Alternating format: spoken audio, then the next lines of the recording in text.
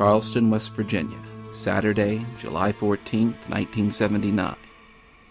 18-year-old John Eric Farley, known to most as Jay, and his date, 25-year-old Mazie Mae Sigmon-Palmer, leave the Roaring Twenties nightclub on Hale Street. Through the sticky heat of a midsummer's night, they walk together to a parking lot behind the former Holly Hotel. They had known one another for just over a month and, like many other youths in Charleston, had been enjoying a typical Saturday night on the town. A short time later, the pair are driven to the King's Inn nightclub on Charleston's west side, apparently still making the most of the balmy summer night. At the time, no one could have possibly known that this would be the last time anyone would ever see Mazie Mae Sigmon, or the last time John Eric Farley would be seen alive.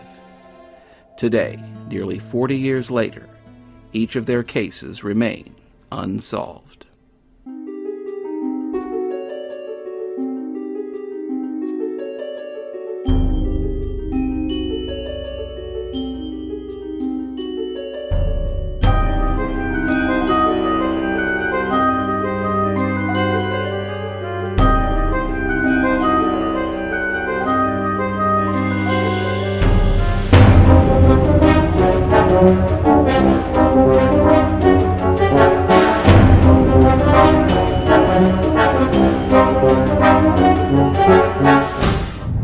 Mazie Mae Sigmon-Palmer has not been seen since that sweltering night in July nearly 40 years ago. The question of Jay Farley's ultimate fate would linger and simmer for nearly 5 years before the unpleasant truth, or at least part of it, would be learned. Today, authorities remain almost as much in the dark as they were in 1979 and 1984. They know Jay Farley was murdered, and they know Mazie Mae Sigmon is still missing. What they do not know is how they got that way, and more importantly, who is responsible. The following feature was not selected at random. It was produced at the specific request of several friends and family members of both Jay Farley and Mazie Mae Sigmon. In addition, this presentation was also produced with the complete cooperation of the West Virginia State Archives and the West Virginia State Police. They are all hopeful that one of our YouTube viewers can shed some light on these long darkened cases and perhaps, finally, bring about some long overdue closure and justice. The murder of Jay Farley and the disappearance of Mazie Mae Sigmon-Palmer are two of those unfortunate cases which were not helped along by extensive and continuing media coverage. News of Farley's disappearance was not made widely public until the following September. Sigmon's absence was not publicly announced until January of 1980. Even then, the missing persons articles in the local papers made no mention of the cases possibly being related. Mysterious WV has adopted a strict policy of not playing Monday morning quarterback by questioning the actions and methods of law enforcement, no matter what the circumstances or time period. It should be noted, however, that the families of both Jay Farley and Mazie Mae Sigmon expressed great frustration and loss of trust in the investigating agencies as the days and weeks turned into years and months. It is therefore impossible to accurately profile either of their cases without touching upon the accusations publicly leveled at local agencies by some of their friends and family. Mysterious WV respectfully asks that you take into account that these were criticisms and frustrations being vented by loving and caring individuals who were, at the time, suffering through the pains of hell that, thankfully, most of us will only experience vicariously. We ask only that you please keep their reported words and accusations in the proper context.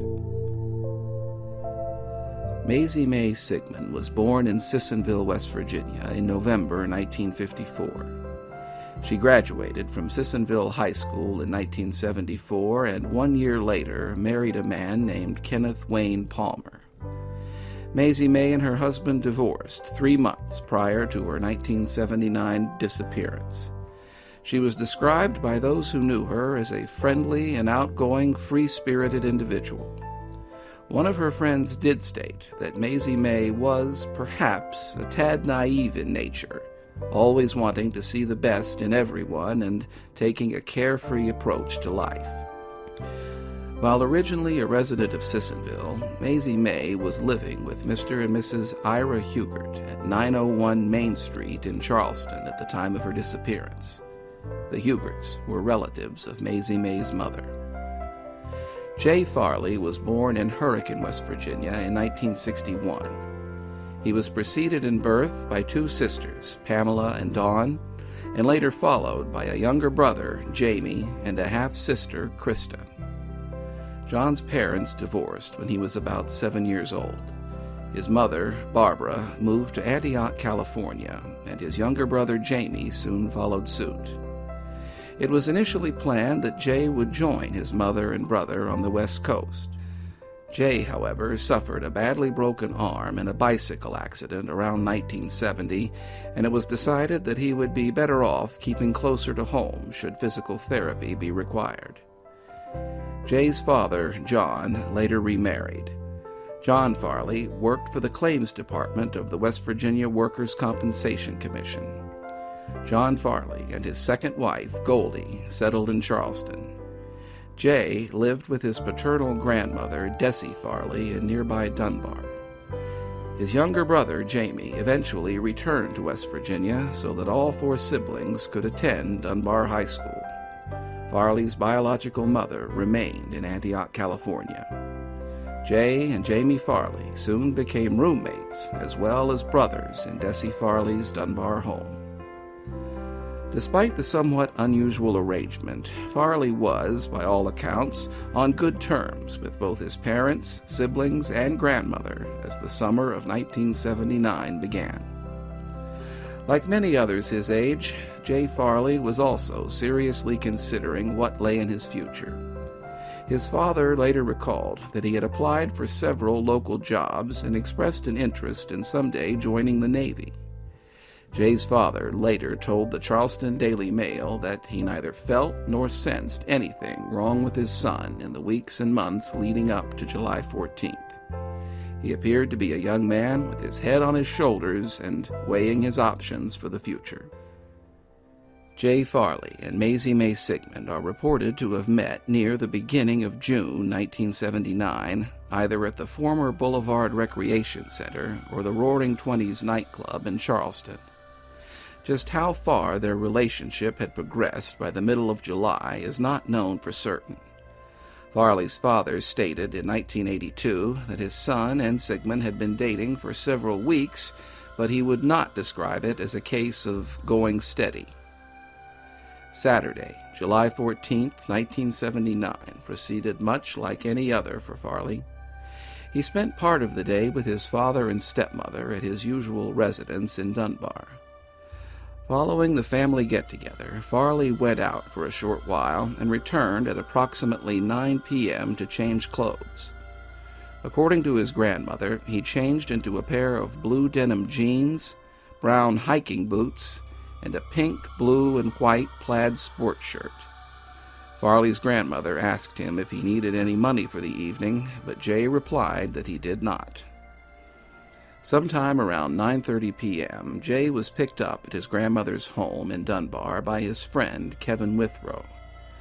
The two drove to Charleston and made their way to the Roaring Twenties, an Art Deco-styled nightclub formerly located on the second floor of this building along Hale Street. Around the same time, Mazie Mae Sigmon was also dropped off at the Roaring Twenties by Ira Hugert. According to Hugert and other witnesses, Sigmon was dressed in blue jeans, a pink blouse, long earrings, and carried a small blue purse. Farley's friend, Kevin Withrow, later advised authorities that Farley had gone to the Roaring Twenties specifically to meet with Mazie Mae.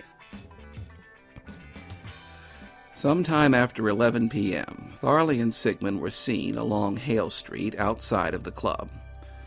An acquaintance of Farley's was parked nearby, and Farley asked if he could get a ride home to Dunbar. Farley's friend reportedly stated that he was not planning on leaving anytime soon. With this, Farley and Sigmon crossed Hale Street and started walking east in the direction of Dickinson Street. The Roaring Twenties nightclub was located here at 209 Hale Street in downtown Charleston. Farley and Sigmon were reportedly seen together in this general area sometime after 11 p.m. According to Farley's friend, the two exited from the club, crossed Hale Street, and began walking east. Part of the area currently occupied by a parking garage connected to the Huntington Bank building, then the National Bank of Commerce, was an open lot in 1979, thus making it far easier to cross from Hale to Dickinson Street. Farley's friend observed the couple cross the lot between Hale and Dickinson Street and walk through another parking lot located here, behind the former location of the Holly Hotel. The time was between 11 p.m. and midnight. Sigmon and Farley hitched a ride with a man named Bill Cottrell, who drove the pair to the King's Inn, another nightclub located on Charleston's west side. Curiously, Cottrell later recalled that as he pulled his car into the club's parking lot, Mazie Mae Sigmon made the enigmatic comment, "Oh, he's in there." Cottrell never learned just who he was. Sigmon evidently did not feel the presence of the unidentified male was any threat as she, Farley, and Cottrell proceeded to the club's entrance. As she was entering, Sigmon briefly made conversation with a former schoolmate named Karen Carpenter who was leaving the club. Carpenter later reported that she sensed nothing amiss in Mazie Mae's demeanor and described her as being her usual upbeat and happy-go-lucky self. The threesome entered the club and took a table on the ground floor. After ordering a round of drinks, Sigmon excused herself and stated that she was going to the upstairs bar to talk to someone. Farley and Cottrell remained at the table and made conversation for a short time. After finishing his drink, Farley also excused himself from the table and went to the upstairs bar. The time was approximately midnight. From what authorities have been able to piece together, this was the last time either Sigmon or Farley were seen alive. The King's Inn was located here, along 2nd Avenue, behind a Shoney's Big Boy restaurant and just east of the old True Temper Axe Factory. Utilizing the Kanawha Boulevard, the distance from the Roaring Twenties to the King's Inn can be covered in as little as 5 minutes if traffic is minimal and the stoplights are in your favor. Neither Farley nor Sigmon returned to their respective homes the following day. Sigmund's relatives were at first not overly concerned, as she often spent the night with various friends in the area. Farley's family, on the other hand, were worried and alarmed from the very get-go. According to Farley's friends, he was very close to his family, and his grandmother in particular, and it certainly was not in his nature to stay away for any length of time without a phone call. When Jay had not returned to his grandmother's home by the morning of July 16th, Jay's stepmother contacted the Dunbar Police Department to report her son as missing. Mazie Mae Sigmon's parents soon followed suit and contacted the Charleston Police Department. John Farley later reported that he and Goldie had a great deal of difficulty in convincing the Dunbar Police Department that his son was not just another runaway.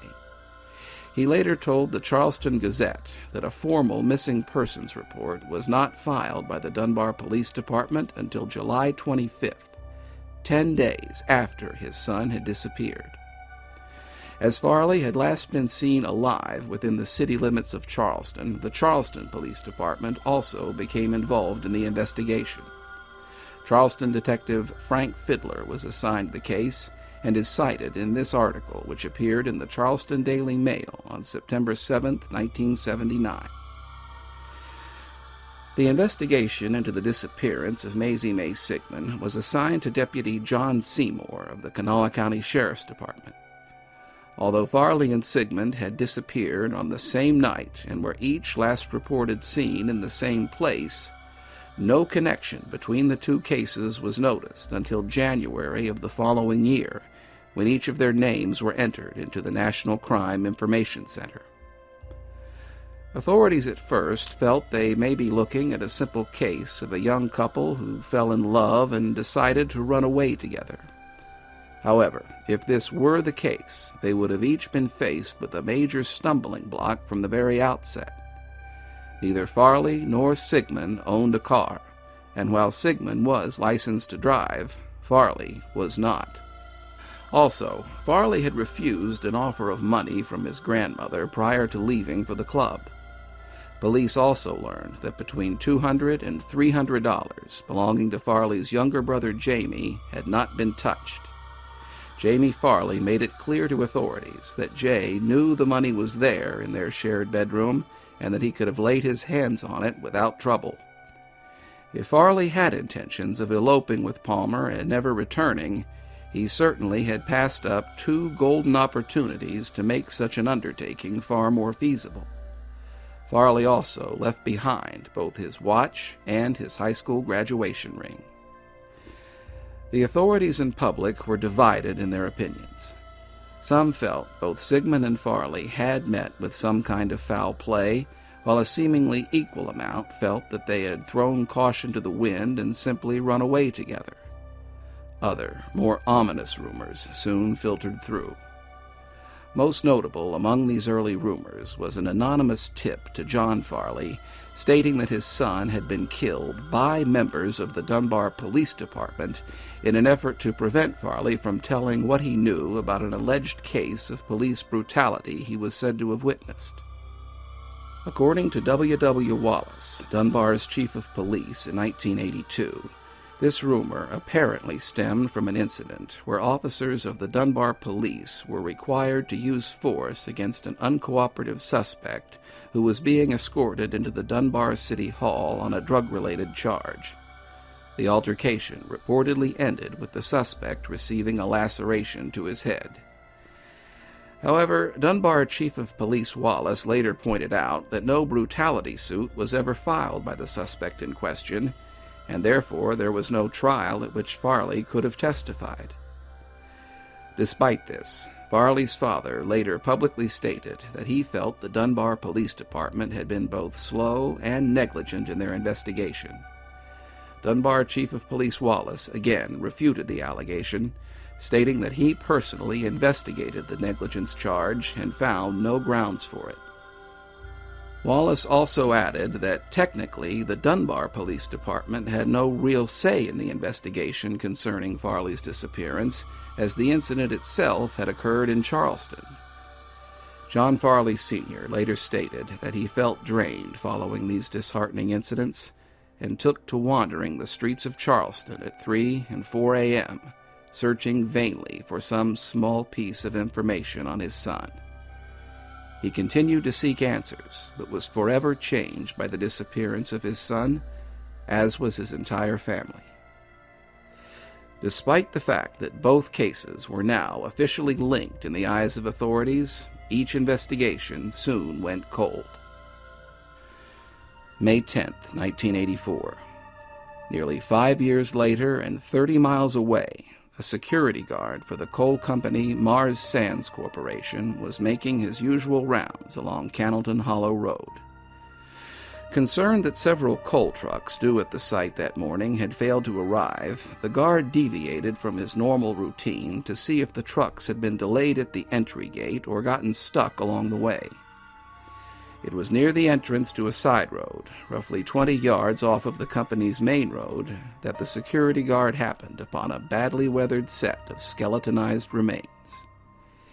Even before a positive identification was made, it was reported by the Charleston Daily Mail that clothing found with the remains included a pair of orange and green athletic socks, as well as a red and blue plaid shirt. This news account was read by Goldie Farley, who immediately got in touch with the state police and provided them with a set of Jay Farley's dental records. On May 12, 1984, West Virginia medical examiner Irvin Sulphur announced that the remains had been positively identified as those of John Eric Farley. Sulphur conservatively estimated that Farley had been dead from between 1 to 5 years.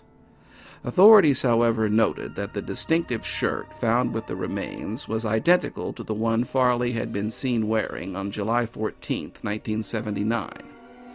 As it was manufactured of a polyester cotton blend, Farley's shirt had not deteriorated over the years. Police therefore determined that Farley was likely killed on or very near to the night he disappeared.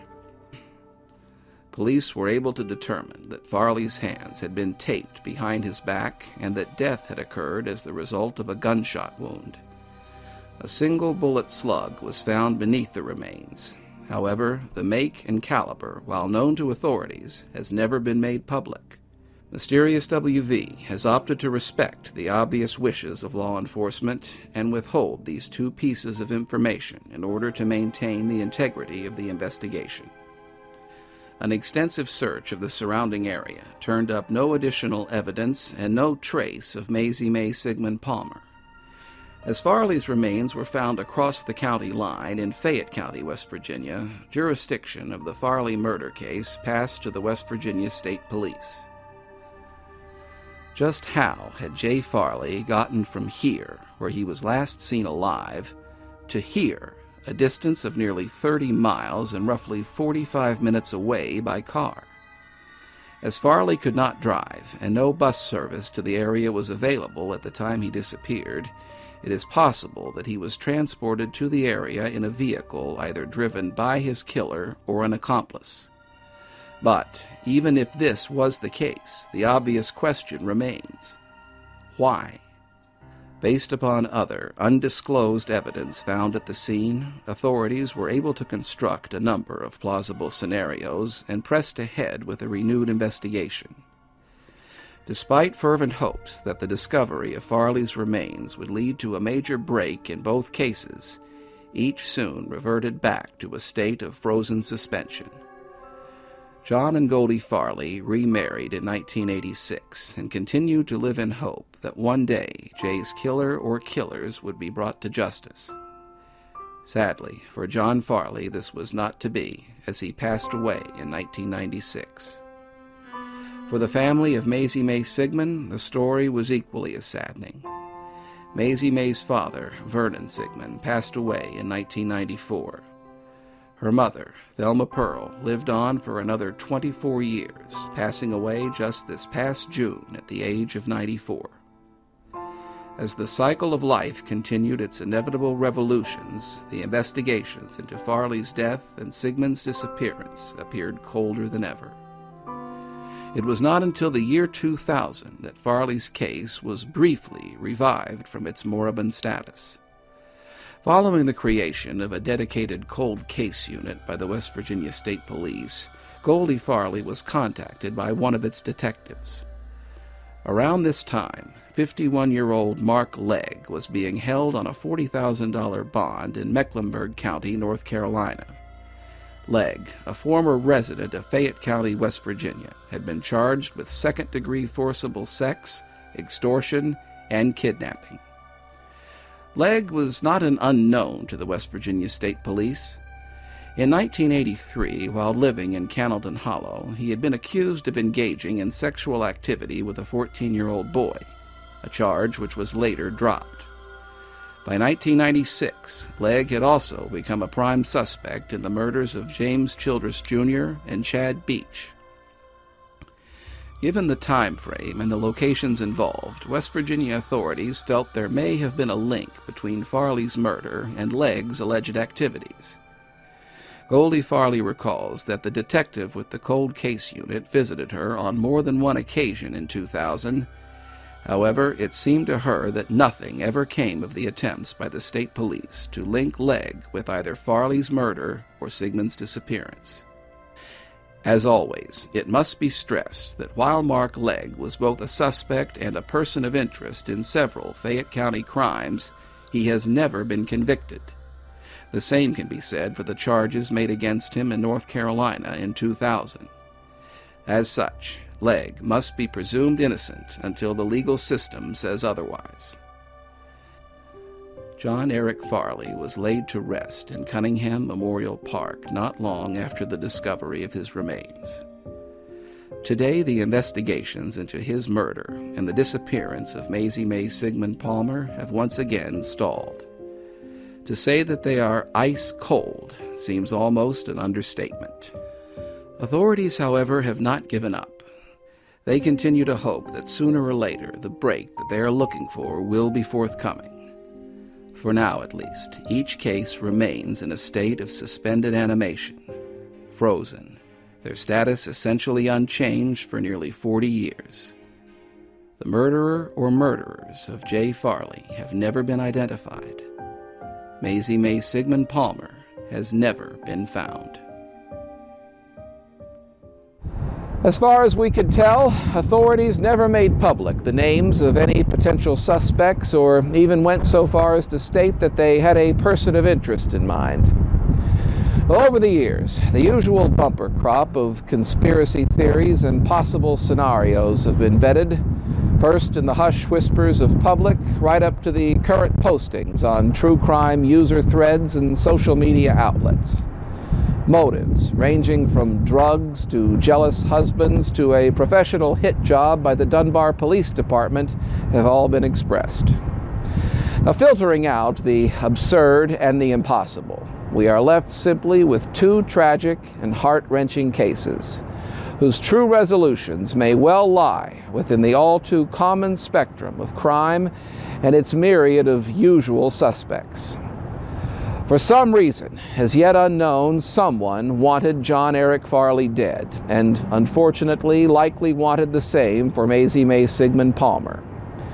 In truth, each case only remains within the realm of the mysterious because satisfactory answers have not been found. Yet. Both John Eric Farley and Mazie Mae Sigmon-Palmer were last seen alive between midnight and 1 a.m. on Sunday, July 15, 1979. The pair was observed leaving the Roaring Twenties nightclub located here at 209 Hale Street. They were seen crossing Hale Street through what was then an open parking lot, now covered by a modern parking building. Farley and Palmer were next driven to the King's Inn nightclub located here at 1608 2nd Avenue on Charleston's west side. Sigmon was observed walking upstairs to the club's second level. Farley followed suit a short time later. Neither Sigmon nor Farley were observed leaving the club. At the time, neither Farley nor Sigmon owned a car. That night, Jay Farley was dressed in blue jeans, brown suede shoes, and a pink, blue, and white plaid sports shirt. Farley stood 6 feet 4 inches tall and was not easily missed, either in a crowd or alone. Mazie Mae Sigmon-Palmer was 25 at the time she disappeared. She stood 5 feet 6 inches tall, weighed 115 pounds, had dark, shoulder-length brown hair and hazel eyes. When last seen, she was wearing blue denim Lee brand jeans, an orange blouse, long earrings, and was carrying a small blue purse with silver trim. Her ears are double pierced, and she has type O blood. Today, Mazie Mae Sigmon-Palmer would be 64 years old. In addition to West Virginia, she was known to have also lived in or spent significant time in Oklahoma, New Jersey, and Pennsylvania. As she was divorced 3 months prior to her disappearance, it is possible that she may have entirely dropped her married name. The remains of Jay Farley were discovered on May 10, 1984, in Cannelton Hollow, near the small community of Smithers in Fayette County, some 30 miles east of the place where he was last seen alive. His remains were found on private land owned by the Mars Sands Corporation. A plaid shirt, identified as the one Farley had worn on the night he disappeared, was found with the remains, leading authorities to conclude that he was likely killed not long after he went missing. Farley's hands had been taped behind his back, and death resulted from a gunshot wound. A single-bullet slug was located beneath Farley's remains. In order to protect the integrity of the investigation, the make and caliber of the bullet are being withheld.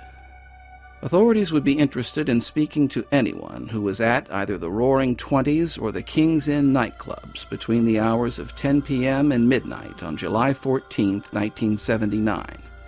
In particular, they would be eager to speak with anyone who may have spoken to or seen Jay Farley or Mazie Mae Sigmon, especially near or after midnight on the second level of the King's Inn. If you have any information concerning the murder of John Eric Farley or the disappearance of Mazie Mae Sigmon-Palmer, please contact the Gully Bridge Detachment of the West Virginia State Police at 304-779-2161 or follow the link to the agency's website provided in the video's description.